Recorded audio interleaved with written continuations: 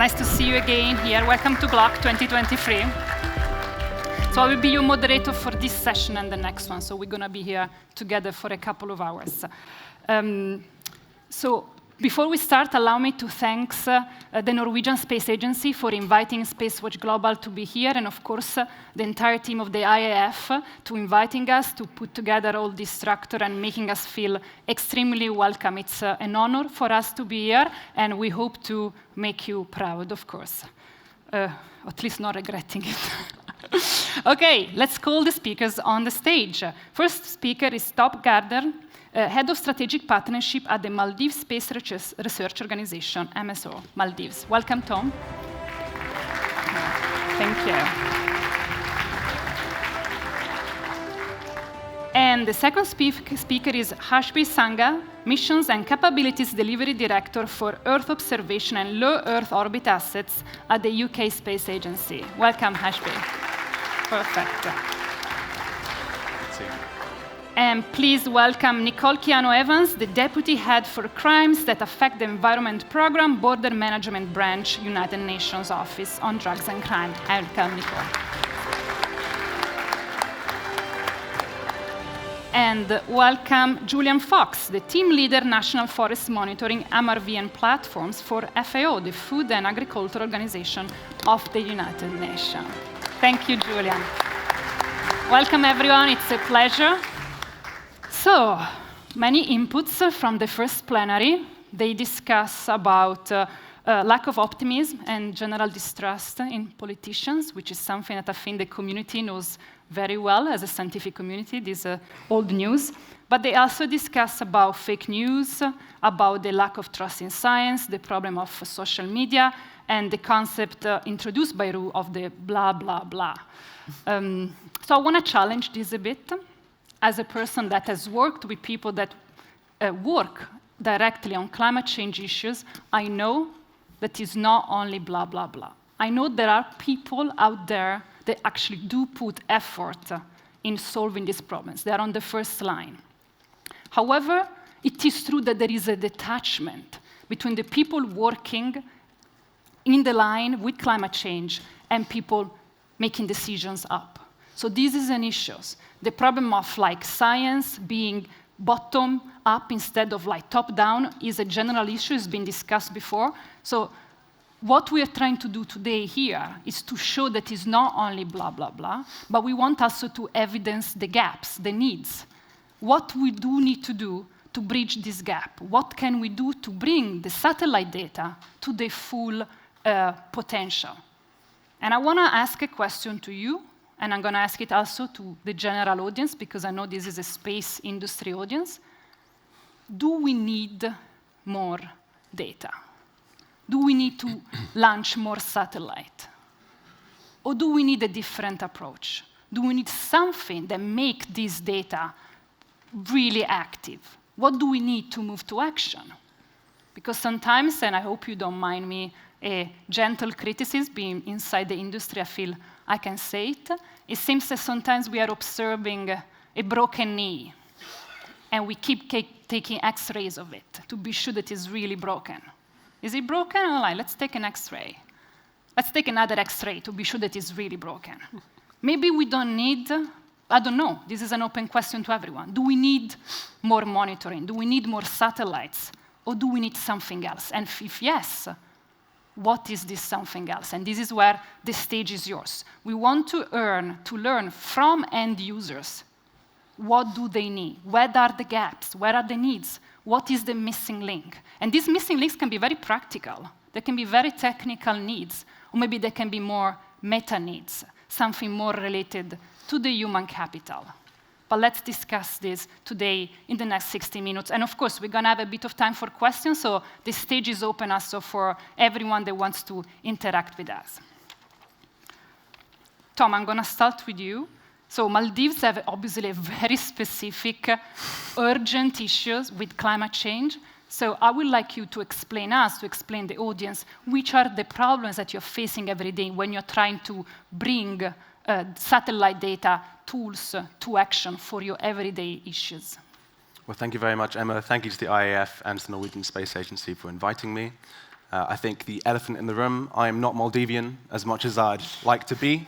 My Maldivian colleague could not make it because of visa issues, so I'm going to do my best in his stead. But I think a place to start, really, when I first spoke to the agency about the prospect of Maldivian presence here, it was back in December, and the framing was, I think it was alluded to earlier by the minister, fastest warming, fastest sinking, question mark, the perfect kind of polar opposite of climate change impact on the other side of the world. But the truth is a bit more depressing. It's not just sinking. I mean, the Maldives is built on coral, and this bedrock is dying. So it's not just a matter of sinking, it's a matter of losing a fundamental ecosystem that's underpinning the survivability of the entire country. So we work a lot both with government stakeholders and local communities, and to really try and understand what are the needs at the local and national level, and how can space data help. We're an NGO, we're not-for-profit, but we work closely with different stakeholders. So when we're thinking about gaps, your answer, do we need more data, more satellites? Well, I think yes and no, really. I think it's a mixture of the two. You all know the Maldives better for its postcards and getting sunburnt. I certainly do. But the beauty and the tragedy with satellite applications in the Maldives is these islands are small. You're talking an average size of around 1 to 2 kilometers. And this, unfortunately, just doesn't work with the sort of open data platforms we're talking about. Earlier, the NASA, ESA, JAXA Earth Observation Dashboard was rightly celebrated for the types of data that it can bring to parts of the world that need it. But if you actually look at this dashboard, the Maldives isn't covered. About 1 pixel is the size of half the island. So this is not usable data. And so I think when we're having these global conversations about needs and end users, I think one thing that's really missing is small island nation voices in the failure to have open data that is actually usable when you get to a land area that's so small. It's fine for oceans. Satellite-derived bathymetry is a well-known use that's using Sentinel data. But when we're looking at specific use cases on land use, on coastal erosion monitoring, on biomass and biodiversity monitoring, precision agriculture, open data is not good enough. So that's the no side, I guess, of the yes and no. But the yes is we need better data. We need data that is a higher resolution, both spatially, as in it is finer detail, and also more frequent. So Sentinel-2, 3, and 4, I think they have a resolution between 10 meters upwards, and they revisit every 10 to 12 hours, which, if you're dealing with a wave modeling moment where you have flash floods occur because of sea level rise, that's not fast enough a reactive time to actually provide actionable intelligence for the relevant authorities. So there's a whole bag, and I'm hoping we can really get into this further. But as an overview, I think you can't avoid the fact that this data isn't good enough for small island nations specifically. So very interesting point. Data sometimes are not good enough. Low resolution and higher frequency. Nicole, let me move to you. You work in a completely different environment. You actually work in the context of deforestation and timber trafficking. Can you highlight for us the challenges and where do you see gaps in your everyday usage of space tools and satellite data? Yes, thank you very much, first of all, for inviting us. We, as UNODC, indeed, we provide support to the law enforcement community, to the criminal justice actors in fighting deforestation, fighting biodiversity loss and climate change. Now, the provision of satellite data is a great tool to help law enforcement to do so, to be better equipped, to be better resourced. Now, you must imagine law enforcement, they are not tech experts, right? So they might be a little bit overwhelmed with the amount of satellite data that they receive. And then they need to put this data, this information, into action. So this means they need to prioritize. Let's say they see or they have information about a deforestation event. First of all, they need to be sure that this deforestation is really illegal, which means they need to verify that. Then the other challenge will be, in order to reach the deforestation event, they need to have the resources in place. So let's take, for example, the Amazon. They have a spot there, a hotspot where deforestation takes place. Now police needs to send officers there to verify what is going on. So they need resources, they need vehicles, for example, in order to, in real time, to reach these events. They need capacity building in order to be able to analyze the data. Again, I mentioned before, they are not technical experts. They have a million other things to do. So we need to ensure that the information is really used in a meaningful manner through capacity building. Environmental crime, unfortunately, is still not really on top of the priority list for law enforcement. So this means that not enough resources are provided. Satellite images is an expensive technology, so this also requires financial resources. And actually, let me just thank the Ministry of Climate and Environment of Norway, because they are providing this data for free to UNODC and to law enforcement. So of course, this is already a big, big step. But yeah, for me, I would, in summary, say that the main challenges are really capacity building, resources in order to put this data into action. Thank you, Nicole. So capacity building is something that can connect us to something that's been said before. The inability sometimes of the space sector to dialogue with outside the space sector. Obviously, if we create instruments that are incomprehensible for the end users, then we need to find a way to translate them, to empower them to use them. Otherwise, we're just creating a lot of complex softwares and nobody can use them but us, which is kind of defeating the point. Thank you very much, Nicole. Julian, over to you. You work in another sector because you work with forest monitoring, land restoring, and you have been working in very different ecological areas from Papua New Guinea to Zambia. So from your experience, the same question. What are the gaps that you perceive when you're conducting your daily job? Thank you, Emma, and thank you for the opportunity for FAO to be here. Before I challenge the gaps, I'd like to maybe bring some good news. I mean, for forest monitoring, we've seen huge leaps forward in the last decade. We talked about the COP this morning. We now have 60 forest countries have submitted RED+ forest reference levels to the UNFCCC. They've all used Landsat as a primary data source. So I think the whole community can be proud that this open, incredible catalogue is being used by forest countries. 36 countries have also used Copernicus. So, I mean, this is really impact, and it's good news for us. And more countries are now using the NICFI satellite data program, particularly for high-resolution reference data collection. So we have wonderful momentum. In fact, the theme of the conference is climate action.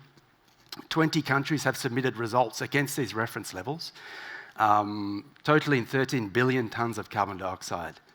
So this is real progress, supported, huge thanks to NICFI through the journey. So forest countries are engaged, they're taking actions, and they're submitting very detailed reports on their forests for the first time to the UNFCCC. But there's many gaps, and I'll actually build on some of the gaps I heard in the earlier panels. Accessibility and capacity to use space data is still a huge challenge. Forest countries, they want to create their own data. They want to access the incredible archives, the petabytes of data that are coming from publicly available data sets. They need to do this also to take ownership of that data. If they don't create the data, it's very hard for them to then link it to the policy, the reactions, right, to tackle illegal deforestation. And also, I work in forests, and forests are very different in every part of the world. So where I've worked, I'm Australian, but Papua New Guinea, Zambia, and now Italy, the forests are completely different. So even biophysically, people using space data to monitor their forest is different from country to country. And also the context is very different in each country. Each country may have different priorities, different circumstances. They may be intent on restoring forests, which in itself presents a technological challenge for the space community, because forest restoration is a very slow process. They may want to reduce their deforestation, and for that we have the incredible Landsat archive, and we have a toolbox that countries can use. I mean, as FAO, we've been really proud to over 10 years develop sort of open source technical solutions for countries to use, and they're using them. But we need much more. We need to do much more so that the government ministries in developing countries can access this incredible resource that you all have created and really use it for what they need to do to manage their forests. Actually, building on Nicole's intervention, the other major challenge we see improved data coming out every day, right? From the countries creating their own geospatial data. But how we link that to decision making is often the missing link. How do we make that data truly impactful for climate action? I mean, we have one positive use case we've been supporting through the Central African Forest Initiative, where we supported 6 African countries to have really good geospatial data on the drivers of deforestation and forest degradation. And we then worked with the countries to look at interventions, policies, investments that could reduce those drivers. And that is where you need to link the data with how you act on that data. It's still a huge challenge in many countries, also because the people we work with tend to be technical. They're not best friends with the politicians, right? But we need to somehow bridge that gap. The third challenge, which I heard this morning, is on sustainability. To use space data, I mean, institutionalization is our dream. You know, our forest country, having a clear government structure, having sustainably funded national staff working on this day to day. That's the only way we can really take advantage of this opportunity. It's the only way we can make our capacity development efforts sustainable. If we only invest in individuals, we often find that those individuals leave the government because maybe the institutional setting is not good, their positions are not well funded. So it's a really difficult situation, but somehow we need to advocate for this important work in the countries that we work with, particularly to the political dimension. Maybe that's enough. Thanks, Emma. Back to you. Thank you. Just asking you a detail. So when you say accessibility and capacity, do you mean that you cannot have access to the data, or is more about the data are not cut for your purposes? That's a great question. Actually, yeah, I can elaborate slightly. So I don't think, I think all the data is openly available, which is remarkable, but it's really about having a solution. So for my case, somebody that works on forest monitoring can take that data and have a technical solution to create something that's locally relevant for them and their efforts to manage forests, to restore forests, to reduce deforestation. So I think everything is available, and your question at the start, do we need more space data? I think maybe it is the moment to think about how that data is reaching the end user, right? To create something that's really locally relevant that they can act on. I think that's the critical area that needs more attention. So I think this is something similar to what Tom was saying, not locally relevant somehow. You cannot apply to your own specific situation. Ashbir, I want to pick up on something that Julian just said. They need to have a team that can work on the data, because otherwise the data is lost. What's your perspective? You come from the UK Space Agency, but you also have experience in policy making. You've been strongly involved in the past. So how do you see the missing link between scientists, data production, and action? Thank you, Emma. That's a great question. First and foremost, morning, everyone. Absolute privilege to be here as part of this conference, and thanks to the IAF for inviting me and the team from the UK Space Agency here. I feel slightly proud actually standing next to obviously such experts who deal with data on a daily basis. I'm slightly kind of hands off. But equally, I think hearing the panel before us, I know one thing that really stood out for me, which is we're talking about, do we need more data? So I think we've done something well over the last 30-odd years, as Joseph mentioned, the start of the Copernicus program. They were at a stage when we're talking about, do we need more data? Which is, I think, a great position to be in. But equally, as the Norwegian minister said this morning, 80% of data, is not used. So, we are not doing something right either. So I think we're in this kind of, a really difficult position. But from, to respond to your question, Emma, I think we absolutely need, so I see from kind of very policy making, side of, when we're talking about either, do we need more satellites, which is, should we support, more missions, or should we utilize the data that we already have? And the one thing that comes into the middle of the whole thing is the skills agenda. Do we have the right people doing the right thing? Do they have access to the right data at the right time? Or obviously, are we using data after the event has occurred? So and there are lots of different questions, lots of different kind of permutations one has to go through to get to even obviously to the first stage of the policy making. But I guess for me, I guess that the main thing is I think team really matters. I don't see obviously UK Space Agency as obviously we're part of the ecosystem, the whole kind of supply chain, if I can call it that. You may be at the tip of the supply chain, depending how you see it, or obviously on the other side. So team really matters. I think what really matters for us is how do we get access to the right data, the right time, to the right people. The challenge we have in the UK, like anyone else, we've got access to tons of data. The challenge we face is obviously the dissemination of data, and the dissemination is not actually just to I guess the climate academics who are, or those who are the end users. The challenge we face, probably the biggest challenge we face, is how do we involve the adjacent sectors into it? They've got a huge role to play, whether that's financial sector, who are investing into big missions and programs, or other sectors, legal and regulatory, who needs to play an equal role. So I think for me, wherever I go, I say obviously space is a big team sport. We all need to play together. But in regards to obviously the usability, the user data, it's how do we make sure everyone is engaged at the right time, at the right level. And I'm really pleased, obviously, I'm sorry, I'm using the stage to also make an announcement. Expect a policymaker to come and make an announcement. What else would you expect? So I'm quite pleased that we are today announcing a new climate services call, with a slightly different perspective, which is we are talking to the mid-tier, let's say obviously consultants in this stage, who are consultants to water companies, to actually give us a bit of their perspective about data. What do they need? What the needs of the water companies are? Because generally we always go obviously and expect water companies, for instance, to use the data, but that doesn't happen because either water companies don't have access to data or understand. So we're trying to use a bit of a tiered approach, and again obviously going back to it's creating a different kind of a team structure to get the data to where actually it really matters at the end of the day.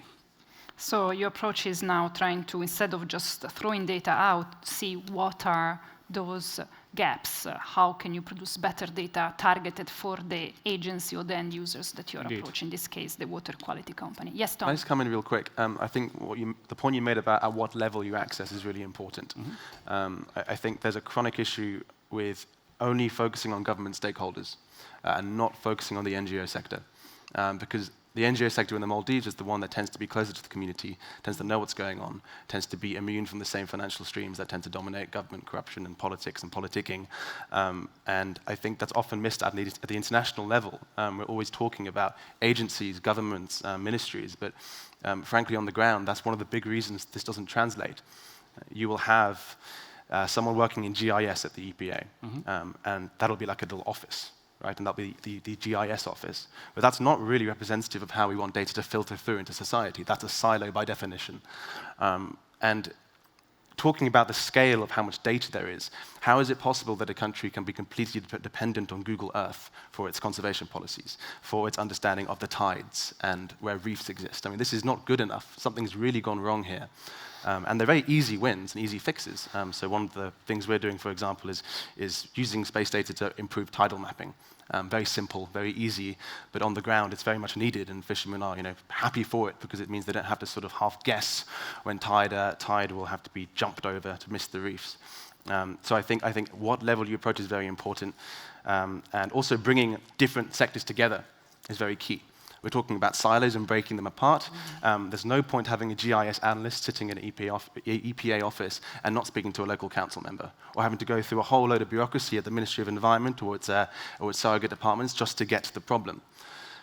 Especially in a political climate that's very centralized, because that's where politics comes in a very important way, is how do we decentralize the use of space data effectively? Well, don't go to the centralized state when you have your data. I mean, one solution, right? It's not the only one. So some of the work we've been doing, for example, has been working directly with a mixture of local stakeholders, both at the island council level, but also local farmers, local fishermen, to get a better understanding of their needs.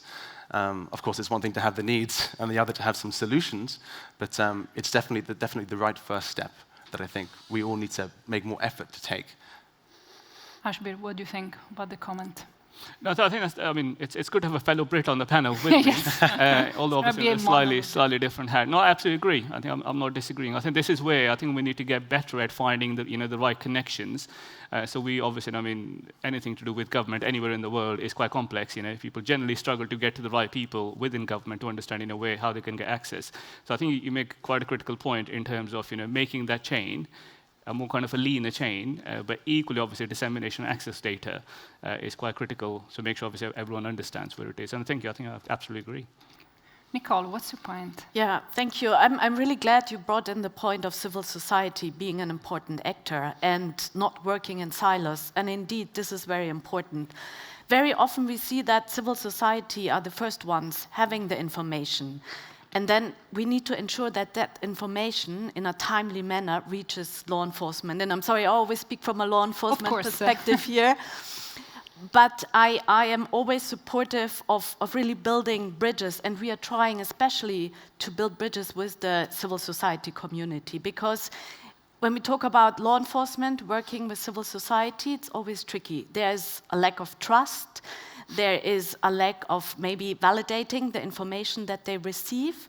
So I think we can do more to support that trust, to build that trust that law enforcement and civil society work closer together, and especially when it comes to information exchange. Because as I said, they are mostly or often the first ones receiving information. So streamlining communication is important here, and streamlining the communication fast. And if you allow me, I just wanted to also get back to your point when you said, how do we ensure that the information reaches the right people at the right time? And who are the right people?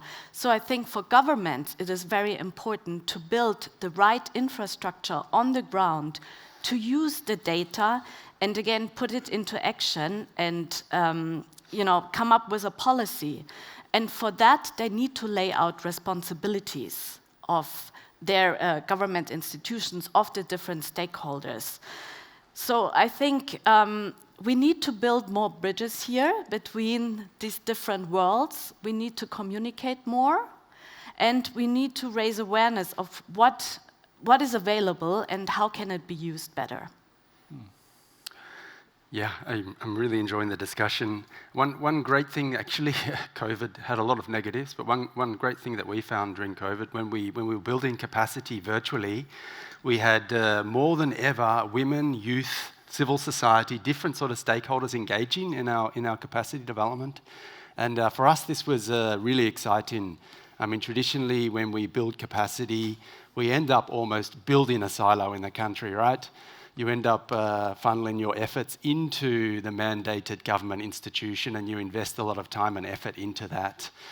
But one thing that we want to continue that came out of COVID is reaching many different stakeholders, because you need, at the national level, you need the government capacity, you need the sustainable institutions, but you also need civil society to be strong. A very important stakeholder we haven't mentioned, we need Indigenous peoples and local communities. This is a new challenge that we're thinking about in the context of using space data. There's evidence that they are the best stewards of forests. They live in the forests. And we are just launching some work now to really listen to them on what they need in terms of data to help them strengthen their stewardship role even more. So yeah, I really appreciate that. We need to hit many stakeholders at the national level, because then also there's transparency, right? If everybody has capacity to use space data, they can cross-reference data from the government with their own data. And it's difficult, but we saw it in COVID due to virtual training. We're going to try and maintain that really diversified approach to capacity development. Thank you, Julian. So let me just get a bit more specific on, Nicole, your concept of building bridges. Government should build the right infrastructure on the ground. I think this is the right time, the right space to actually tell the government how you think an infrastructure should be built, because you're the one seeing the issue. So can we just discuss a bit about what would be the ideal on-ground infrastructure that can actually support your work?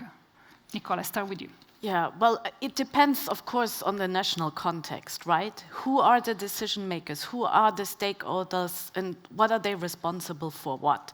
So, you know, you deal with, we deal with stakeholders, including police, including customs, including the army, maybe. So where should the data go to first? Who should then take action? So I think what is important that governments come up with a meaningful and effective strategy to use the data most effectively. And again, coming back, as I said before, this means defining roles and responsibilities of each stakeholder. And then not only government stakeholders, but also civil societies. Journalists, for example, they're also a great source of information. They use the information for building up cases. And then, you know, talking about cases, satellite data can be important intelligence for law enforcement. This information can be used to build up a case, because what we want ultimately is we want to disrupt criminal organizations that are engaged in illegal activities, and we want to prosecute them. And so here also this brings in the question of legal aspects, of data protection. All of these questions need to be clearly defined. So it's important that we bring in also the legislative aspect here. Thank you, Nicole. Ashbir, picking up on Nicole's observation about government should be the right infrastructure, but who's going to inform the government? I mean, if there is a detachment, I'm ready to bet that even the government doesn't really know how to build the right infrastructure for climate change observation. Do you think here there is the role of the space agencies? I think that there is a role for the space agencies, absolutely. I think the role for broader government is just not obviously a space agency within a particular government. I think for me, when it comes to the point you made, Nicole, I think for me it's also about do the actual users within government understand the value of space data, for instance, police and others. And in the UK, I think we've struggled so far. We ran programs, like Space for Smarter Government, which was a UK-focused program to try and obviously encourage other government users to engage with space. And we struggled because generally there's always a debate about obviously what can I get from space? And we're like, okay, well, there's so much, what do you want? So you end up in this kind of circular motion of never getting to the stage. But coming to your question about the infrastructure set in the policy, I think there is definitely a need for the government to be a bit more interventionist in this regard.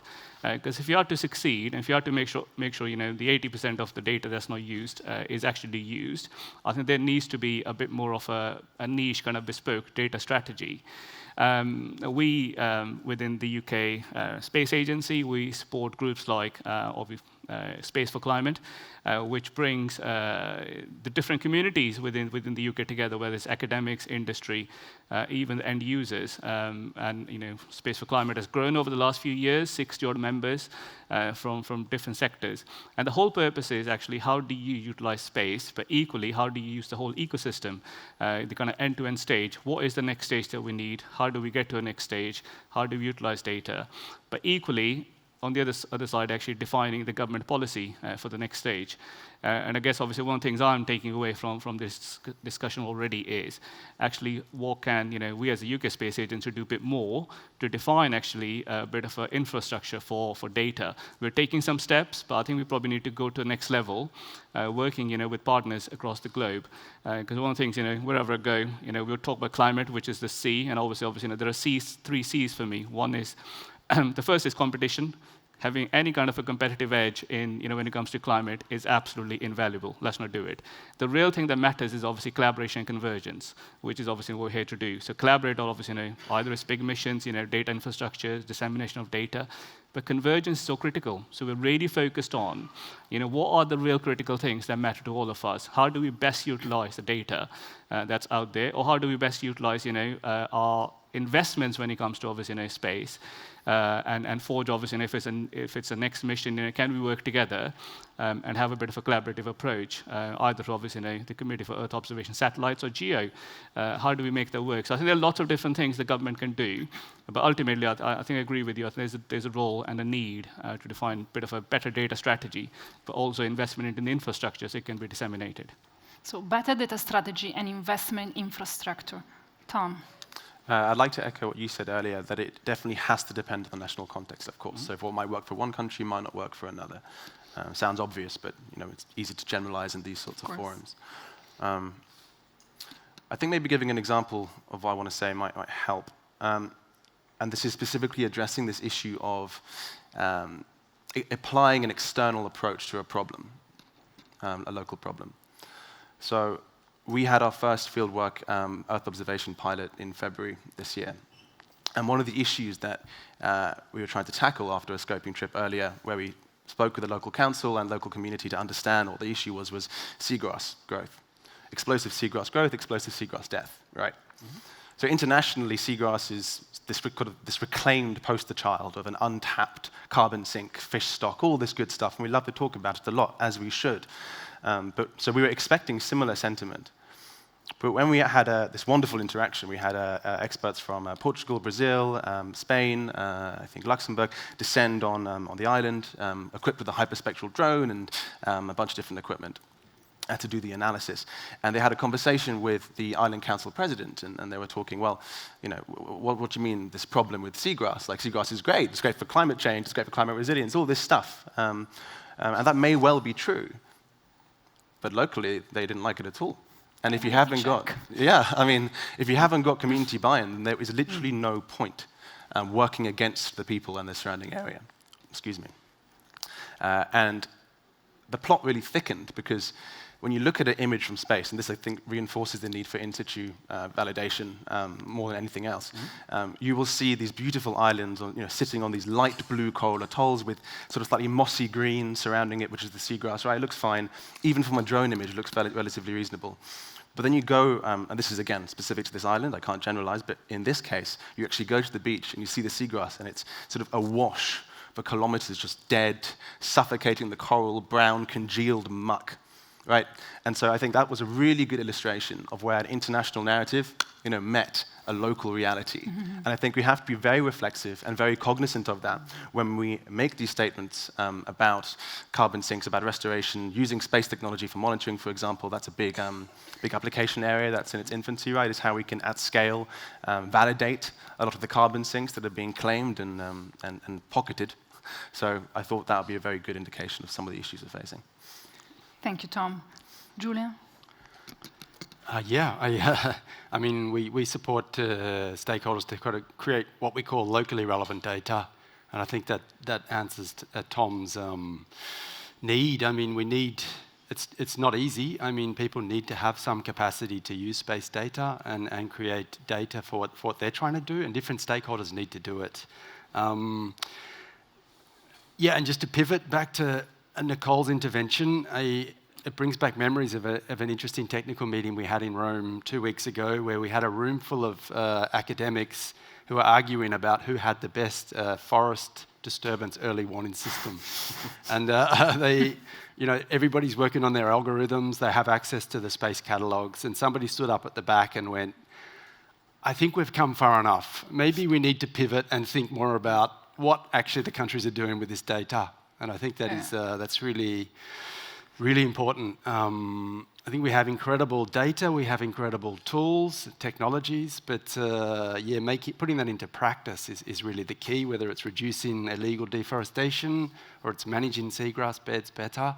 I mean, it's really the missing link, but it's probably the more difficult link, because then each country is a sovereign country, and how they act politically is their responsibility. So somehow we need to encourage them to use the data, to use the systems, the technologies for what they need to do. So this is very interesting. Like, stop working on your algorithm and get out and actually see what a tree is, which is something also connected with just saying, the loss of biodiversity. And I'm wondering if you think that a better education, sensibilization, and towards the problem can actually help to bring the local communities here. Because of course there is the geographical detachment. If you're in an office in the UK, you might not have actually clear in front of you the problem of loss of biodiversity and the death of corals. But if you live there and you see what's going on, that's much more impactful. Do you think that there is a role of local education in actually training the local communities, because that's also become inclusivity, recruitment, bringing new workforce. What's your perspective on this? Yes, absolutely. I mean, local communities, local frontline officers, those enforcement people that really using this or could use the data firsthand.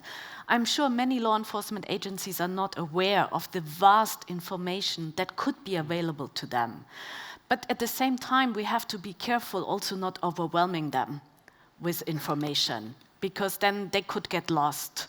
And again, it brings me back to what I said at the beginning. They would need to prioritize which data they use for their action. So I think it's important to really start with a step-by-step approach, bringing the right stakeholders together, bringing the space community to the local communities and start a dialogue, informing them, but at the same time not overwhelming them.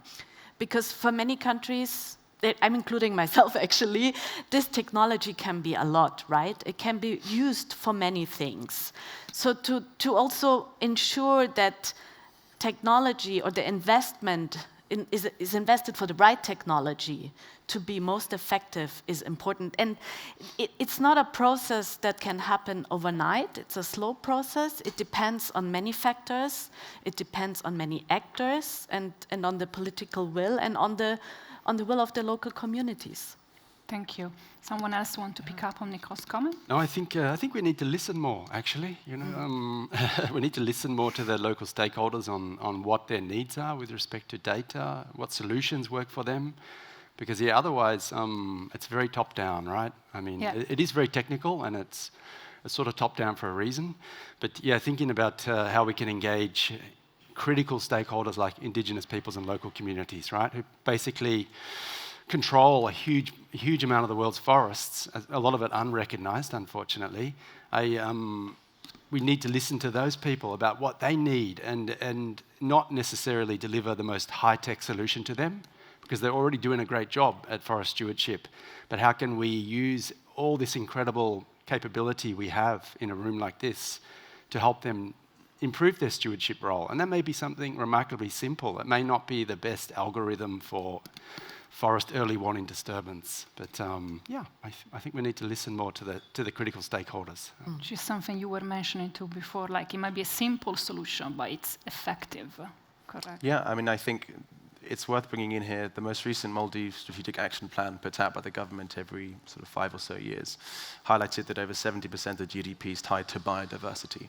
Now, maybe that's an abstraction, but it really highlights something quite fundamental about the government's interest in really solving this issue. But I think just floating from what you said, well, I guess maybe putting some more light on what I discussed earlier, one of the issues with this fieldwork we did, right, which is part of this problem of outsiders coming in and fiddling with, things, is so we had this beautiful hyperspectral drone to come in and to try and understand and diagnose a few of the issues facing agriculture, biomass, as I said, seagrass, but also coral reef health, right? And quite rightly, a lot of the local questions were, well, this is wonderful. You have kids run around and see the drone, and they get very excited, and you have some locals who are there to understand the technology. That's all good. But their first question was, what does this mean for us? Like, why do we care? This is lovely, pretty pictures, but so that is really, I think, the need, is how you translate and do it in a timely manner as well, because so often you'll have outside initiatives come into a community full of hope and promise, and then either not deliver or take so long to deliver that you leave a disillusioned local base. So for us, it was very important, especially on the agriculture front, tying into what the hell climate resilience means. Well, the ability to withstand external shocks, and in this context, climate change. You have to really rethink how land use works, especially in countries that have minimal land area. So the purpose of bringing this hyperspectral drone to understand agricultural issues was really, how do we use land more effectively? How do you minimize your water usage? How do you not exploit the land? Which crops are affected by invasive species, which aren't? So what's going wrong? And I think you get huge scalability potential with this technology, but again, like our current job, right, is how do we actually translate some of the preliminary findings that we'll be publishing at IAC later this year into something more actionable and scalable, not just on this one island, but across the country. Ashbir? I think this is a really good question. I think it goes to the nub of obviously the first part we started off, which is policy making.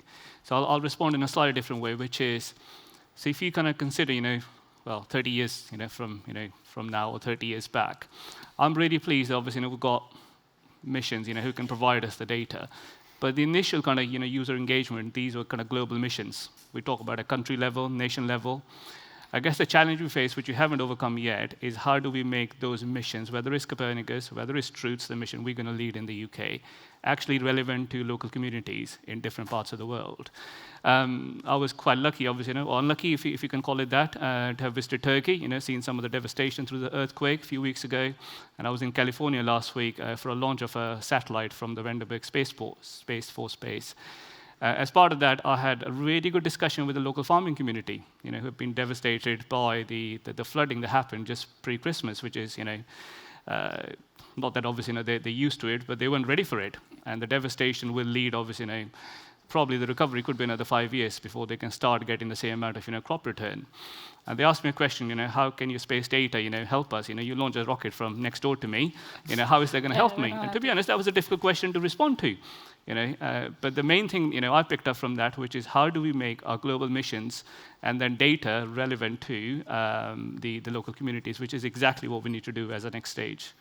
See, these are all very interesting inputs also for the communication issue that we're having. Also, the communication has to be bottom-up. You have to talk to the people, not about our toys, our satellites, and how good they are, but we have to speak about the problems that they can solve, starting from them, from the community. Otherwise, everything gets diluted and lost. So I'm going to almost close. Final question from me, then I'm going to take up some questions from the audience. There are already several of them, but if you can make one wish, if you can say, this is the single most important thing to empower me and to bring my job to the next level. And for you, Ashbir, what will be, for you, in your opinion, the most important thing that you will address in your new initiative that wants to bring space and climate? Julian? Difficult to sum up, but one. One wish is probably that we have a range of stakeholders at the national level in forest countries with the capacity to create relevant data and cross-reference each other with appropriate technical solutions. We're moving in that direction, but there's a lot more work to do. Cross-reference is also very important. Yes. Otherwise, we go back to the silos concept, isn't it? Nicole?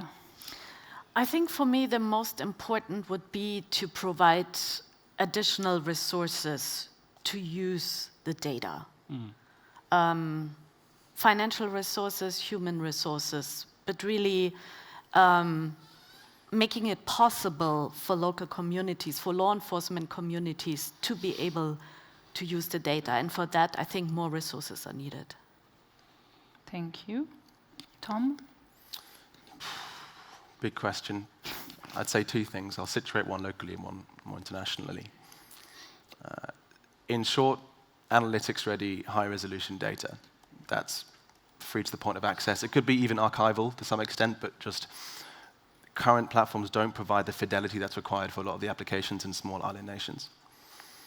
And then the second, I guess, larger point is I think the industry needs to be more reflexive about how its information is used.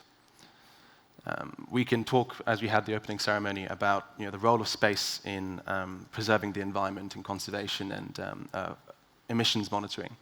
But we can't deny the fact this same technology is used to determine fossil fuel extraction. It's used to improve dredging operations. So these are very environmentally destructive, climate-negative behaviors that the industry as a whole, I think, needs to be more reflexive of in how complicit we are in some of the practices. We can't be selective about highlighting the advantages of conservation because you have this amazing new fidelity to monitor various species, and in the same breath be complicit in dredging operations in South Maldives that rip up entire ecosystems. I mean, that was an by the way, that's not pulled out of my hat. That was a 2019 ESA Sentinels Benefit Survey done with a Dutch dredging company in the Maldives, highlighting the efficiency improvements, but of course then missing what does this actually mean? Well, you have communities completely ripped apart by massive dredging operations enabled by space technologies. So I think we need to be more reflexive, and we can't be one-sided about it. Thank you. Very good feedback. Ashbir, the last word. I'm going to be very crude. I think if there's one wish, that's what you said, Nicole, which is I think I'm going to say, give me more money, and I can do more, as a policymaker in government. But I think that more money is actually focused on data and the use of data, because you get investments into the missions and capabilities. But I want obviously to use that for data purposes. To your other question, which is obviously what's the next stage for me? I think along with the Earth observation, I also got low Earth orbit in my portfolio. I think that orbit has got huge capabilities. It's got huge capacity to actually make some bespoke payloads on Earth observation to focus on certain areas and on certain niche kind of quick and ready kind of missions, which GEO can't provide. So I think it's how do we utilize the low Earth orbit as the kind of the orbit that can give us the next stage of obviously evolution when it comes to Earth observation. So I think that's the kind of the next thing that I'm looking at as part of what we are thinking within the UK Space Agency. If I can add one quick comment. Yes, equatorial. Equatorial coverage is appalling. Just, everything above 40 degrees latitude, perfect. Equatorial, terrible. So maybe we can speak more about exploring some of those options. Indeed. Some areas have been forgotten, so that's important too. Okay, I'm going to take some questions. Thank you very much. Now let's see what the audience has to ask you. How do we bridge the gap between the commercial world, where profit is sanity, and climate change action? How do we make actionable info commercial viable? So how do we bridge this gap? Who wants to take it? This is a difficult one, of course. Well, I can probably go first. So also lead on kind of applications on the other side as part of the portfolio. I think there is a huge opportunity here, and I've been hearing, ever since I've been in the UK Space Agency, which is now 4 years, a bit of a kind of hockey stick it's going to happen when it comes to data. It really hasn't happened when it comes to EO data. You talk about commercialization of telecommunications data, PNT, at a different level. The scale is a different level. So I think there is a real opportunity if we can communicate it right, in terms of obviously the companies who are developing applications. There's a huge opportunity. So we can bridge the gap by just making sure we can communicate the availability of data, what the data can achieve, what the purpose of data is. And I'm sure there are very, very clever brains sitting outside, I guess, in this forum as well. Not obviously, I'm not one of them, who can create applications which can actually help bridge the gap, because they can really lead to commercialization for your data, which perhaps hasn't happened as stands. Any opinion? Yes. I think we need to make climate action commercially make sense. I mean, we're always going to be swimming upstream if there's another activity that makes people more money, whether that's a local community, a government, or any other entity at the national level. I mean, one thing that gives me a lot of hope is in the forest sphere, some of the big, the new players on the block. We have this LEAF coalition, which brings together public and private finance to really reward countries for reducing deforestation, reducing degradation, enhancing their carbon stocks with some serious money behind it. We need more of this because only then can climate action, particularly where I work in the forest sector, can it become competitive, right, against the destructive practices which often make more money in the short term. Well, from my perspective, the high costs are a problem. To support law enforcement, often countries cannot afford paying a lot of money, high sums for satellite imagery. So we are really relying on governments like Norway to provide that access for free. That is important for us. Any other opinion? Yeah, and I guess when we're talking about commercializing, we're mainly thinking about institutional customers, right, as opposed to anything more downstream. I mean, that's where most of the money goes anyway in terms of applications. So, if you want to generate a meaningful space sector, you want to be targeting the businesses, not just the ministries. But I mean, that's a real challenge, right, especially for law enforcement. I mean, we're working with the Ministry of Defense on maritime security and environmental security, right? And the only way you get around that is through grants and international consortiums. So that's kind of been the approach. And despite my, attack on seagrass, not really, but yes, carbon sinks and monetizing that and being able to monitor that through space technologies is one obvious use case. But because I'm wearing my Maldivian hat today, I've got to mention tourism. It's a very strange phenomenon, really, that tourism is one of the biggest sort of stewards of the environment. I mean, it's got a lot of problems as well. I mean, they're really bad at ripping up seagrass in the nice stuff elsewhere, but. At least a few resorts have really taken on board the corporate responsibility into their commercial model. So they market themselves on a sort of research tourism basis, where they really cultivate the biodiversity in their domains to really try and sell that as a product in a more ethical way. So I think, again, it comes down to national contexts. Like, this might not work elsewhere. I can't imagine the Marriott in London really giving much of a damn about the turtles, but the Marriott in the Maldives might. And I think you have to kind of be local in how you think about the commercialization of data. Thank you, Tom. I'm going to take another question. Yes, we do have. Climate solution exist. Energy, food, and shelter system transitions. How can we proactively support and implement these transitions? So I'm going to add something to this very interesting question. Are we moving fast enough? Are we actually doing the best that we can? So it's just a very complex problem and we cannot solve it in 24 hours? Or we are actually really not taking these issues seriously?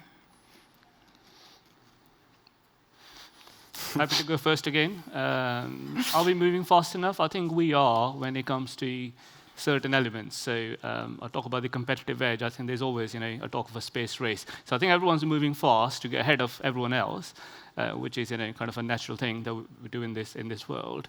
So I think when it comes to missions or even developing capabilities, I think we are. Even obviously, every nation wants their own satellites. I guess what we're not doing or moving fast enough is actually looking on the other side. So I generally say everything that goes up in space, that's infrastructure.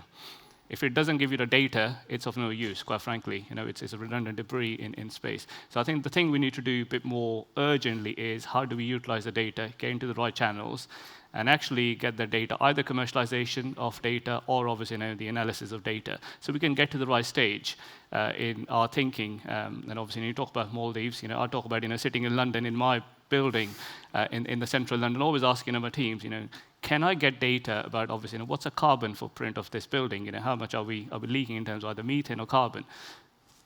I get here. We might do, but it's a long process to get to. So I think what I want to do is get to the stage where we can begin to actually get the data that we need.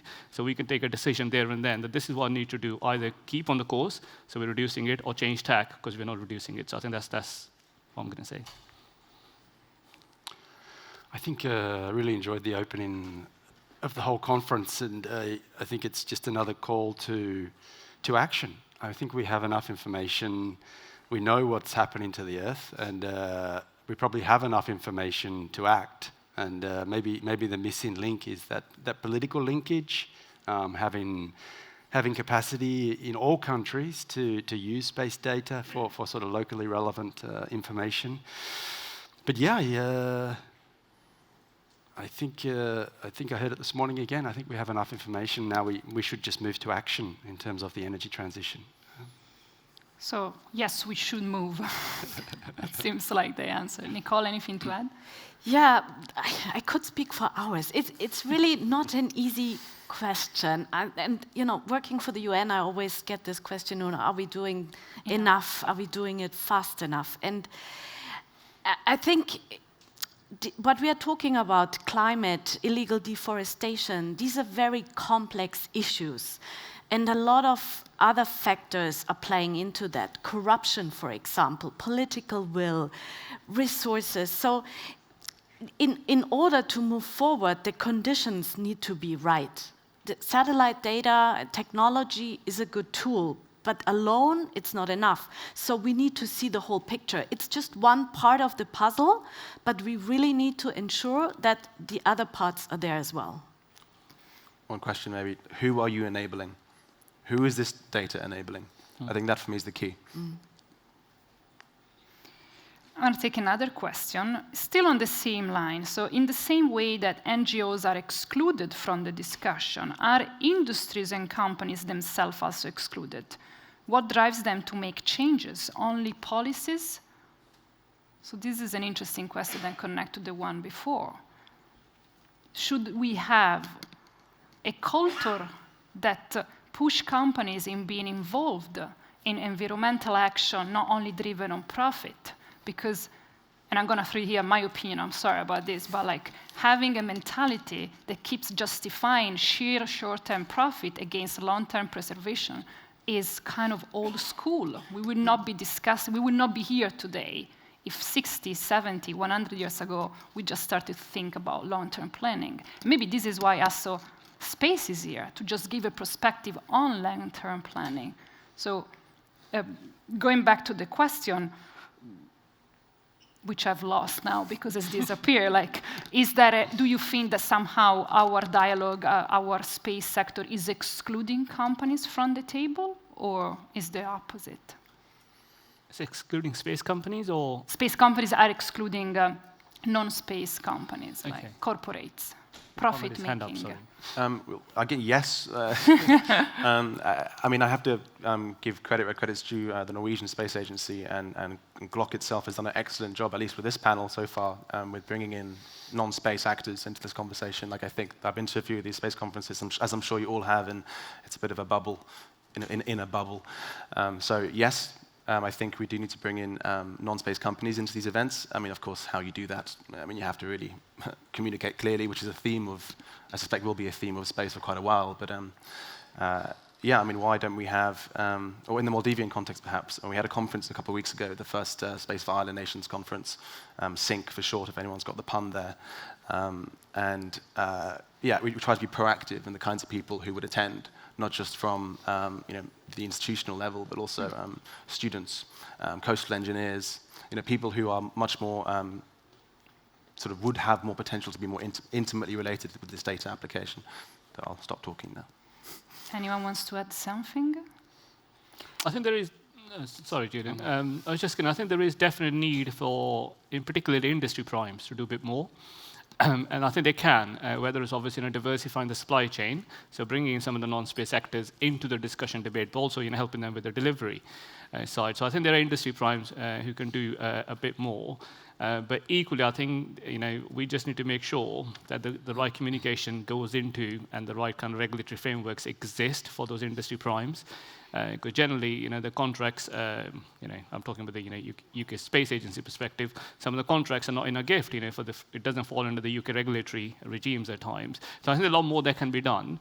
I agree with Tom, obviously, and I think there should be, and this conference is a great opportunity, and it's a great bridging, if I can call it that, between different actors who don't generally play together to come together. So I see a red light at me that says we're 3 minutes over time. I think the audience want to go for lunch, so I will wrap it up. Thanks everyone for being here, and I suggest to carry on the conversation downstage because this is just the beginning. Thank you very much. Thank you all.